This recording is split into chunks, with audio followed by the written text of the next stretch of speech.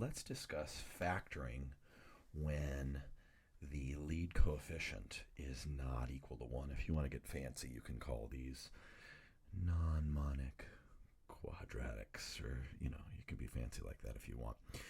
But so notice we have our general quadratic here, ax squared plus bx plus c, and in each of our examples you'll see that the number preceding the x squared, the number multiplied by the x squared right in front, that is not equal to 1. So as I've gone over in previous videos, factoring, all in all, it's kind of figuring out a certain sort of riddle.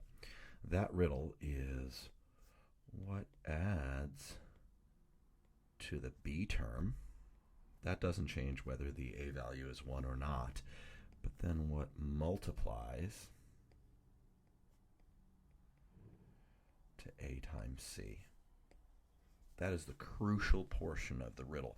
And a lot of times students will think it's, what does it multiply to c? I've used the silly little phrase like we wake up in the AM, but be careful. That a value is going to act as a sort of weighting.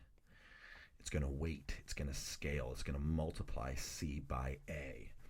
So you sort of wake up in the AM, but don't forget to scale c by a. It should be a times c for what we want it to multiply to, and the b value is what we add to. So we wake up in the AM, but be careful. We want to figure out what multiplies to 3 times negative 6. That's negative 18. And we want to figure out what two same numbers add to negative 7. All right, so if they add to a negative and they multiply to negative, well, to multiply to a negative, one's got to be positive, one's got to be negative. So I might as well just throw that in there. But then what I like to do is I like to list all of the factors of what we're multiplying by. Again, it's not just negative 6, it's negative 18. I'll ignore signs for a moment. I'll be like, I've got 1 and 18, 2 and 9, 3 and 6. Those are the only ways to make 18. And keep in mind, we could switch the order. We could change the order via commutativity and do 6 times 3, 9 times 2, 18 times 1. But so we're looking for ones that are essentially 7 apart. That's how I think of it. So 2 and 9 are jumping out at me. They are going to be 7 apart. Now, if we have to add to a negative, the bigger number of 9 and 2, 9 will be negative, because negative 9 plus 2 still stays negative. You're at negative 7. Kind of move 2 to the right on the number line. But positive 2 times a negative 9, that makes negative 18. So we found the two numbers that make this work. Okay? And then what I like to do is I like to remind myself that I'm just gonna split up that middle term. So now negative 7x, we're sort of changing it, and we're calling it positive 2x minus 9x. And everything else is just gonna stay as is. We've got 3x squared and minus 6. Okay, so we solve the riddle, kind of tuck that over here. Now we've turned our trinomial, we've turned 3 terms kind of into 4, and then we'll do what we always do. Factor by grouping. We'll find the greatest common factor of the first 2 terms, and we'll find the greatest common factor of the second 2 terms. 3x squared and positive 2x. 3 and 2 share nothing in common but for 1, but they are both multiples of x.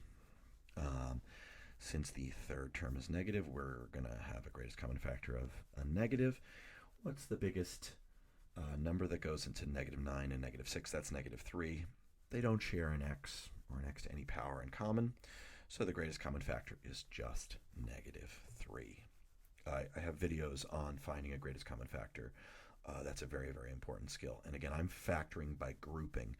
I like this method because it just always works. I love that. All right, so now x times 3x bumps us up to 3x squared. Nice. X times just 2 makes 2x. Negative 3 times a positive 3 times x makes negative 9x. And negative 3 times a positive 2 makes negative 6. Hey, look. The 3x plus 2 is the same on both. That's a great sign. So these two terms have a greatest common factor. If you think of that as a term and that as a term, they have a greatest common factor of 3x plus 2, and then we'll just multiply by the leftovers, x minus 3.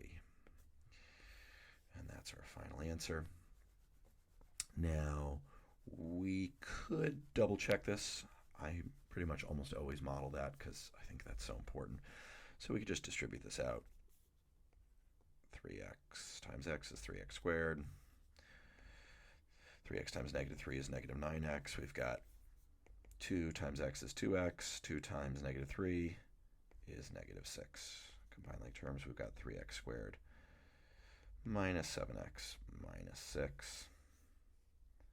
That was exactly the original problem, which means we changed the way it looks. We factored it, but we didn't change its value. We maintained it. It's still the same thing, it just looks different. All right. Let's try another one here. All right.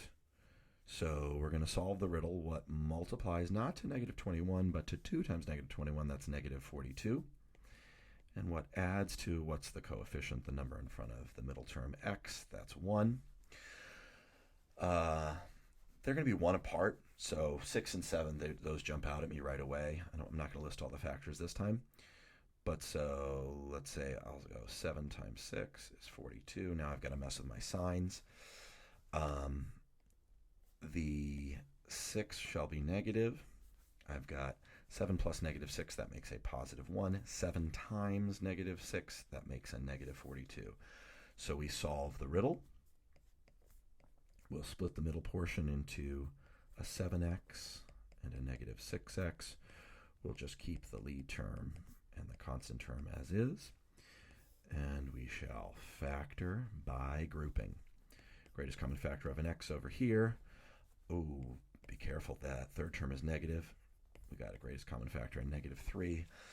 And then we'll just fill in the leftovers. 2x times x is 2x squared.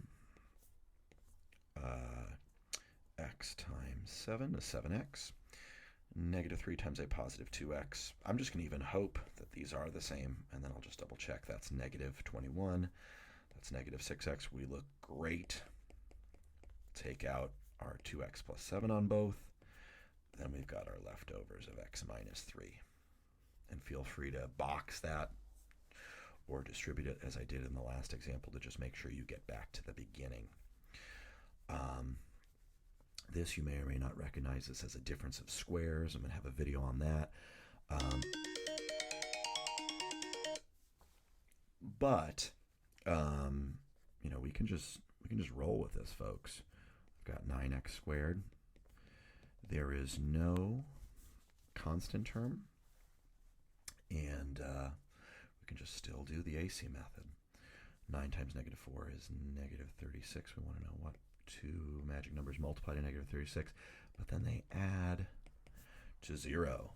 So this is going to be positive 6 and negative 6. They're opposites. They're additive inverses. 6 plus negative 6 makes 0. And then we can just split that middle term. We still have 0x if we call it 6x and negative 6x. One's positive, one's negative. Just keep the first and the last term. And we're going to factor by grouping. 3x is our greatest common factor. Third term is negative. So we'll pull out a negative 2 as our greatest common factor. And then just roll. We'll just roll with the leftovers here, folks. We'll hope that both are 3x plus 2, and they are, in fact, 3x plus 2. That makes 9x squared when we distribute. That makes 6x. That makes negative 6x. That makes negative 4, so we can pull out that greatest common factor. And beautiful. And so if you don't recognize that the two terms are perfect squares and they're subtracted by each other, you can still just factor the way that I've been showing you every time, using that AC method, solving the riddle, factor by grouping, and just crushing it. Have a beautiful day.